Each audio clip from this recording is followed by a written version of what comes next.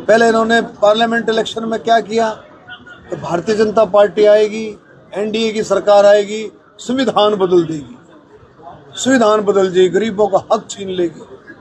आई Bharatiya Janata party, NDA की सरकार आई, वो संविधान बदला। आप बताओ को बदला, लेकिन सेट कर दिया, सेट कर दिया। तो ये आप उसका मास्टरमाइंड है कांग्रेस का कि अभी कोई ना कोई ऐसा मिथ सेट करना जिससे लोग बाग कंफ्यूज हों। इलेक्शन कमीशन अपना काम कर रहा है। आप हरियाणा में देख लो, हरियाणा में देख लो ना कि भी एक एक आदमी कई मैं रोहतक हल्के में आप देख लो, रोहतक हल्के में भी ये करवा लो आप सारा वोटिंग का रेक्टिफाई करके। कितने लोग ऐसे मिलेंगे जिनकी 3-3 4-4 वोटें हैं। को भादरगढ़ में वोट बनवा रहा है, तो को गांव में वोट बनवा रहा है, उसकी रोहतक में भी वोट है। ये आप समझे। ये फिर ये अगर आप इसको रेक्टिफाई करो तो क्या ये वोट चोरी होगी?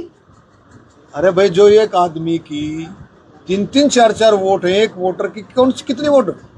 पूरे देश के अंदर एक आदमी की, एक नागरिक की एक वोट होनी चाहिए।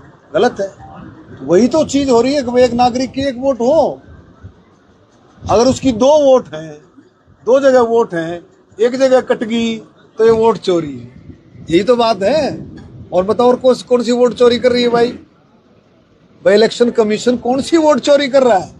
जिसकी नागरिक की पूरे देश में एक वोट होनी चाहिए, अगर उसकी 2 है, किसी किसी की 3 है, किसी किसी की 4 भी है, और उसको एक अगर वोट रह जाती है तो ये वोट चोरी नहीं, फेयरनेस है। ये इलेक्शन साफ सुथरा इलेक्शन हो, उसकी फेयरनेस। एक मंत्री है इनके, अरविंद शर्मा। अरविंद शर्मा जी का बयान आया, आपने देखा होगा कि ये तो राहुल जी ने कोई नई बात नहीं बताई। रोहतक में एक एक आदमी की 4-4 वोट है। अब मैं समझा ये 2019 में कैसे जीते थे अरविंद शर्मा, अब समझ में आई। क्योंकि अगर किसी आदमी का नाम बताए तो नाम बताओ जिसकी 4 वोट हैं। अगर पार्टी पता है, अगर कांग्रेस की किसी आदमी की मिलती तो अभी तक तो बहुत शोर मचा देते। जब रोहतक लोकसभा क्षेत्र से लोगों ने इस बार उनको 4.25 लाख वोट से वहां से कांग्रेस पार्टी को जिताने का कार्य किया, मुझे आशीर्वाद दिया।